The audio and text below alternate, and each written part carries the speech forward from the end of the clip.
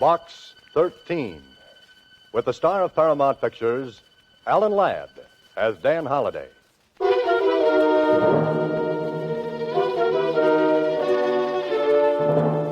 Box 13. Box 13. Box 13. Box 13.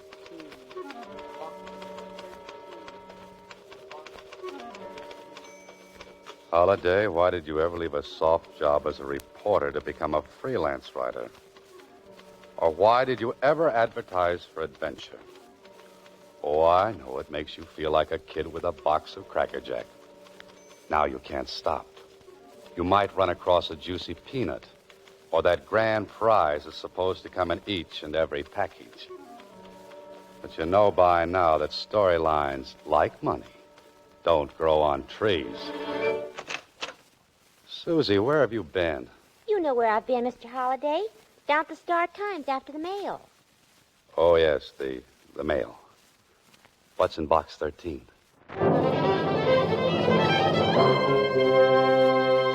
Box 13, starring Alan Ladd as Dan Holliday.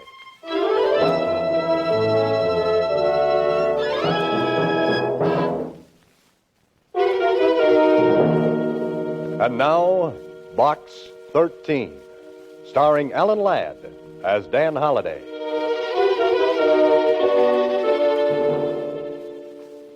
Box 13. I wish I'd never rented the thing. Wish I'd never even thought of it. Mr. Holliday, you're early this morning. Well, I had to see if my new secretary's on the ball. You know, since you rescued me from that nut factory down at the Star-Times, I'd work my fingers off the elbows for you. Uh-oh, now take it easy, Susie. You'll need those elbows to lean on when things get dull around here. Dull? Oh, things don't get dull around you, Mr. Holliday. Hey, what's that you're writing, a love letter? Yeah, it's a love letter to your publisher. Uh-oh. He wants to know where are the chapters you promised for the new book. And what are you telling him, Susie? A lie. A big fat one. Thanks. By the way, where are those chapters, Mr. Holliday? If I had them, my secretary'd have lots of extra work. You don't like extra work, do you, Susie? I don't like your worried look. When you don't have chapters, you have that look. Oh, does it show so much? Like a chinchilla coat in a dime store. It's the hallmark of my profession, Susie. Say, what was in box 13 today? Some goof wants you should fly to Mars with him in his homemade rocket. Oh, brother. Oh, yes. There was a ticket to a radio broadcast. Radio broadcast? Silky Soap presents Time for Drama, starring Jean Blake, 8 p.m. Federal Broadcasting Studios. Now, who would want me to go to a radio show? The advertising agency, maybe? Those guys don't read adventure wanted ads. Too busy dreaming up singing commercials. Someone wants you should go to that broadcast awful bad. Yeah. She wrote please in the back of the little envelope. She? Yeah, she. And I don't like her taste in lipstick. The one she wrote this with is the color of blood.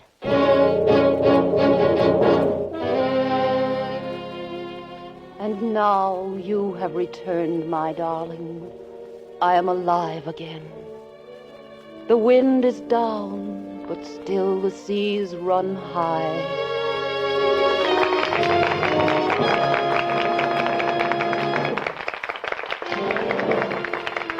Time for Drama has presented The Wind is Down, starring Jean Blake.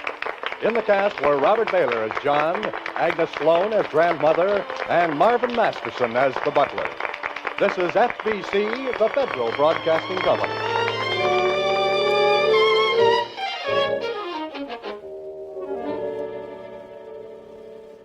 Sorry, sir, we're closing the studio. Huh? Oh, sure. I was meeting someone. They must have stood me up. Someone in the cast, sir? Yes, it could be. I think they've all gone, but you might try the stage entrance. Oh, thanks. How do I get there? Around to the back of the building, sir, just opposite the parking lot.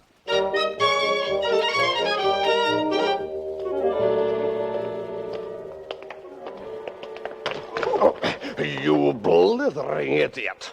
Watch where you're going. Sorry, I didn't see you coming around the corner. You autograph hounds always clutter up the entrance. For that, I'll not give you mine. Step aside there. Oh, don't mind him, son.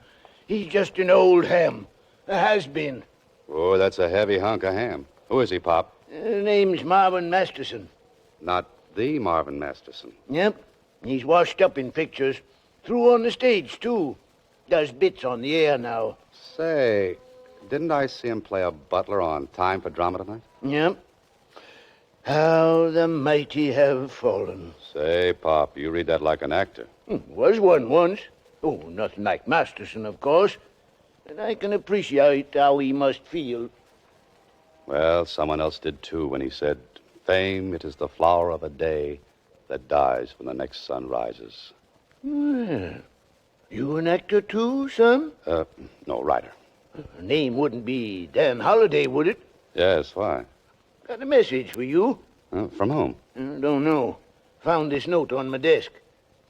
If Mr. Dan Holliday comes around, ask him to go to the Mayfair restaurant. Hey, what is this? I'm getting passed around like a collection plate. And when you catch up to her, give her a pencil. That lipstick smeared up my call sheet.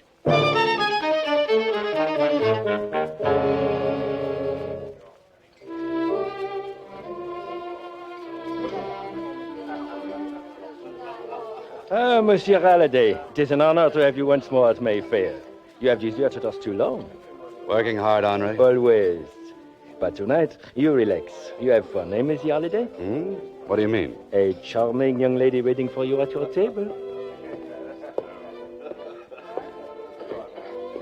Oh, I'd hoped you'd come, Mr. Holliday. Why, you're Jean Blake.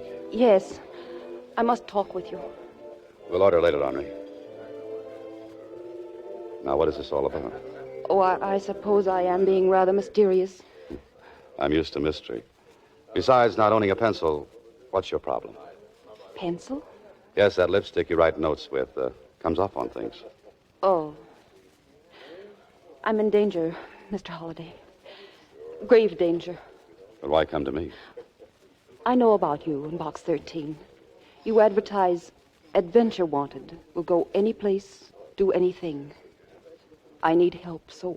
So? Mr. Holliday, I'm going to be killed.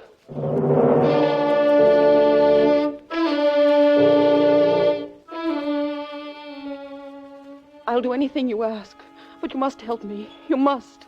Oh, now, look, Miss Blake, I'm a writer, not a detective. Pardon, Monsieur Halliday. Yes, Henri?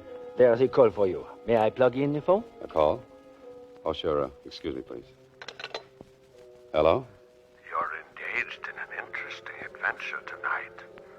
Aren't you, Mr. Holliday? You must be psychic. Who's this? If seeing into your future is being psychic, I suppose I am. You see, when I ring off, I know you will tell that beautiful young woman sitting next to you that you can't help her. Oh? Surprised? Yeah, a little. What makes you so sure? If you don't send her away, you won't be able to help her. Or anyone else. That I don't see. Something else you don't see is a gun. It's aimed precisely between your eyes. No, don't look around. You can't see it from there. But an expert marksman can see you, however. Every move. You're in this restaurant? Interesting situation, isn't it? Hundreds of people around you, and you don't know which one you're speaking with. Or which will shoot you if you don't do what you're told. Get rid of that girl, Holliday. Now.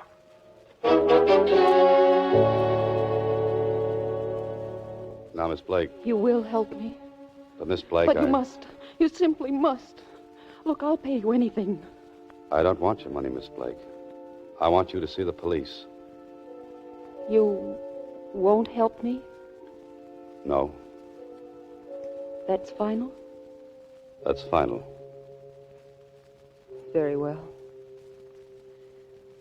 Goodbye, Mr. Holliday.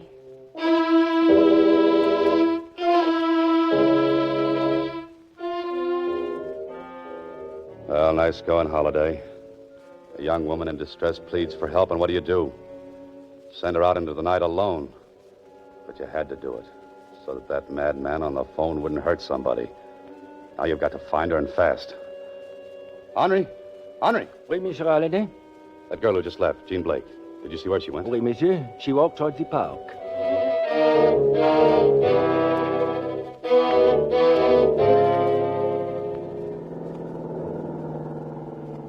Well, this is the park, but no Jean Blake. Oh, there she is. Miss Blake! Miss Blake, wait! It's all right, Miss Blake. It's Dan Holliday. Oh, but I thought... No time for thinking. Get in my car quickly.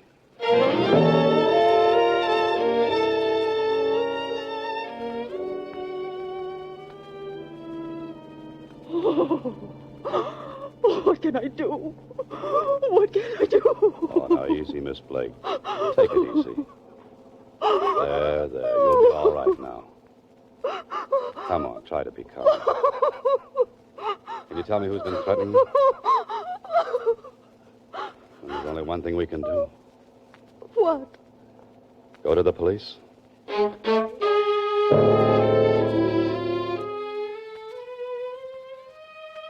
You can relax now, Holiday. You're off that hook.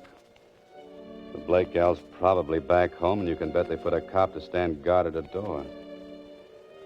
Sure, Holiday, this would have made a great springboard for a yarn. But you're out of it now. So I'll just forget the whole thing. Anyway, what would you have done for the last chapter? Last chapter.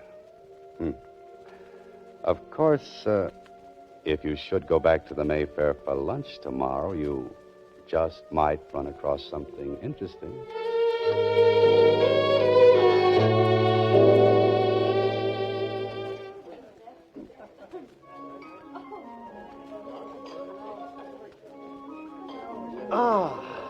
Aren't you Dan Holliday? Yes? The author? I thought as much. I've seen your pictures on dust jackets of your very exciting books. I'm a fan of yours. Well, have a seat, Mr. Masters. You recognize me. Have we bumped into one another before? Well, I'd call it a near miss. But along with a few million others, I'd recognize you anyway. Personally, I detest dining alone. Since no one was with you, I took the liberty. My pleasure, sir. Thank you. Henri, serve my dinner here. Oui, monsieur. Your voice is very distinctive, Mr. Masterson. Seems I've heard it just recently. Of course. It was on the radio. I have been doing a bit of that, you know. Simply for amusement, of course. Oh, yes. Oh, yes, I saw you on Jean Blake's show last evening. You played the butler. Yes. I asked them not to credit me. Yes, just dabbling with radio. A new medium, you see. Well, I'm sure the name Masterson means a great deal, even to the radio audience.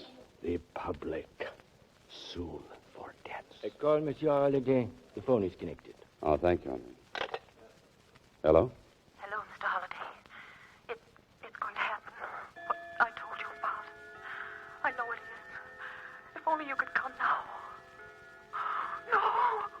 No, don't shoot. Hello? Hello? Good Lord. Holliday, what's wrong? Jean Blake. She's just been murdered. You are listening to Box 13, starring Alan Ladd as Dan Holliday.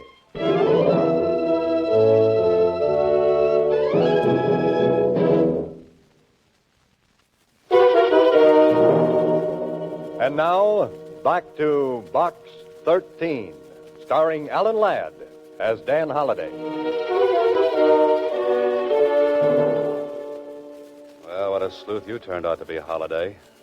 You sit in on a mutual admiration session with a tired old ham actor. And the gal you're trying to protect gets knocked off.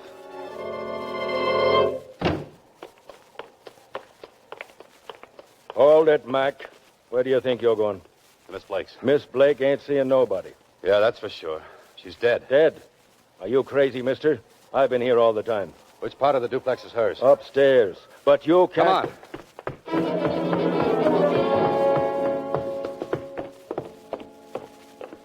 This it? Yes, but I... Come on, bust it in.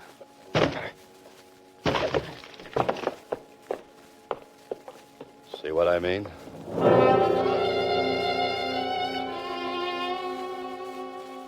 Suicide, huh? What did she take? Suicide. You better look again. She was shot. That's impossible. I'd have heard something. I've been here 6 hours and I ain't heard no shot. But there were 3 shots. I heard them just 15 minutes ago. You heard them. You wasn't here 15 minutes ago. Or was you? Were you? I told you I've been here 6 hours. Didn't you leave for cigarettes or something? I told you I've been here. Yeah, I know you've been here 6 hours. But who was around before I got here? No one. That is, nobody but them. Nobody but who? The tenants of the other apartment. An old guy and his daughter, name of Masterson. Masterson?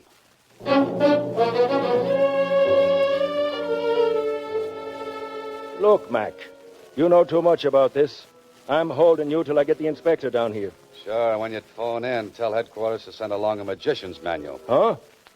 You didn't hear any shots. This thing must have been done with mirrors.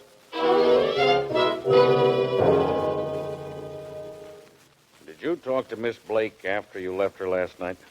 No, not till she phoned me this noon, Inspector. At the restaurant. She phoned you at the restaurant this noon. Yeah, that's right. I was having lunch with a guy from downstairs. Marvin Masterson. Well, I got news for you, Holliday. If you talked to anybody, it wasn't Miss Blake. What do you mean? She couldn't have telephoned you. She's been dead over 12 hours.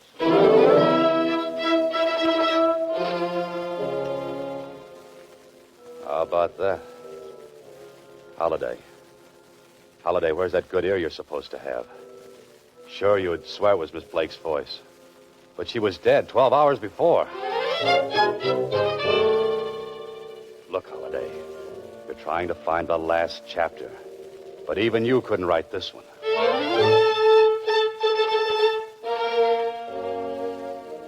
But it was her voice. Come on now, think, Holiday. What did she say over the phone? It's going to happen. What I told you about. I know it is. If only you could come now.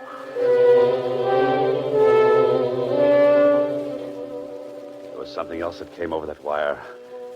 Something a good ear would have picked up. If only you could come now. If only you could come now. Think, Holiday, think. What else did you hear over that phone?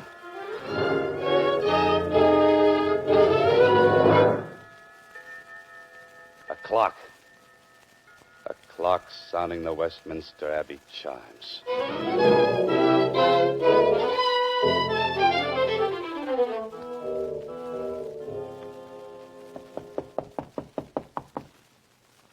Yes, coming.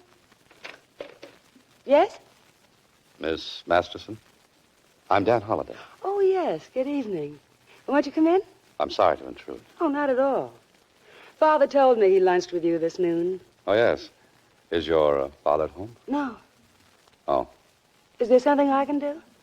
Oh, yes. Answer a few questions, if you will. Well, if it's about that poor girl upstairs, the police have already questioned Father and me extensively. Poor Father. He was so upset he went out to our beach cottage for a few days. I'd like very much to know... Can't you get your information from headquarters? No. Why? You see, I know more than the police do. Isn't withholding evidence a crime, Mr. Holliday? Yes. So is aiding and abetting a murder. I'm afraid that's not very clear. Some details are not clear to me. That's why I'm here. Are you insinuating that... No. I'm accusing. Accusing whom of what? A father and his daughter, of murder and abetting a murder, respectively. That's ridiculous. I don't think so. I get it. This is just a gag cooked up between you and my father. Well, it really isn't very funny. It's no gag. Your father murdered Jean Blake.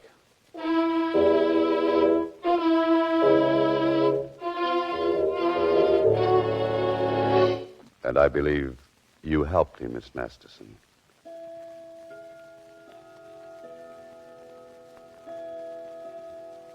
And now I'm sure of it. Is my silence that expressive? No, but your clock strikes the Westminster chimes. Chimes? I don't see what they've got to do with it.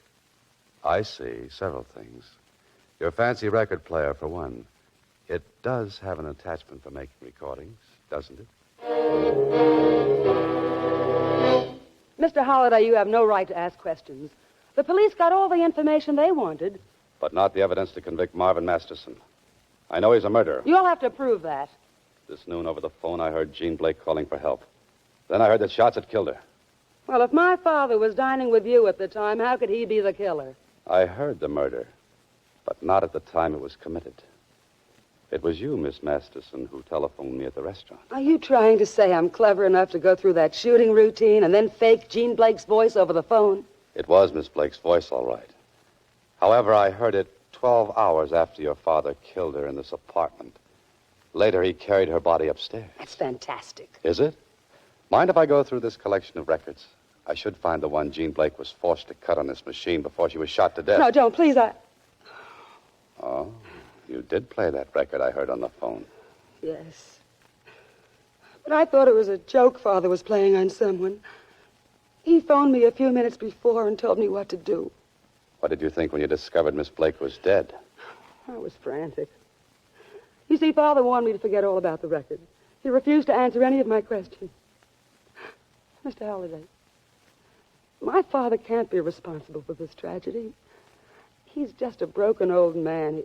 He was the idol of millions for so long, and now they don't want him anymore.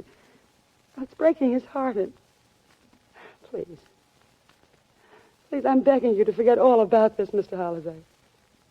I thought you might be innocently involved. But I'm afraid you can't protect your father from a murder charge. What will they do with him? I'm sorry, Miss Masterson, but I'll have to take that record. Don't touch that cabinet, Holiday. Oh, you didn't like the beach, Masterson. I didn't go. You're too clever to be out of my sight. Being at this end of your gun might indicate otherwise. But I don't like guns pointing at me. Hey, get out of the way. He was going to shoot you. Oh, you're so right. Fortunately, you got in the way. Are you convinced now that he killed Miss Blake? Yes. I'm afraid I am. How did you know it was done here, not up in Jean's apartment? Jean didn't have a clock, which strikes the Westminster Abbey chimes. This is Box 13, starring Alan Ladd as Dan Holliday.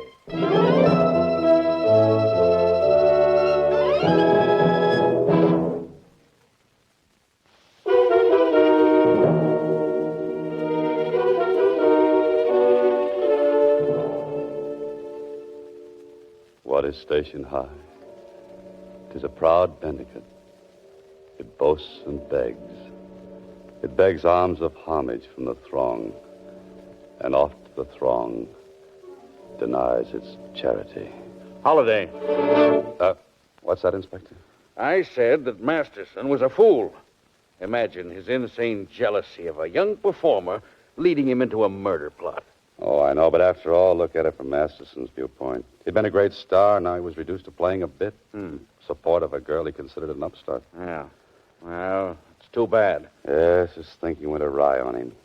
He figured if he got rid of her, they might rebuild the show around him. The old boy was nutty as a peck of peanut brittle. Well, Mr. Holliday, should I go over to Star Times and see what's in Box 13? Oh, not this morning, Susie. Today we work. Chapters for our publishers? Chapters for our dear publisher. Good. Oh, say, before we start, there's a letter here for you. A letter? What's it say? It's from the man who owns the apartment building where you live. Yes? It says, your rent is past due. Get it up or get out. Oh, fine.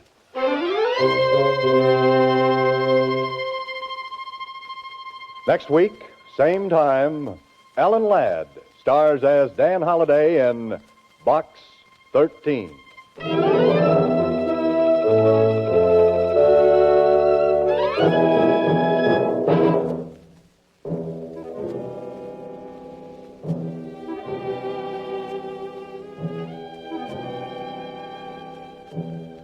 Alan Ladd appears through the courtesy of Paramount Pictures and may currently be seen in Wild Harvest. Box 13 is directed by Ted Hediger with an original story by Frank Hart-Tossig. The part of Susie is played by Sylvia Picker. Original music was composed and conducted by Rudy Schrager. This is a Mayfair production.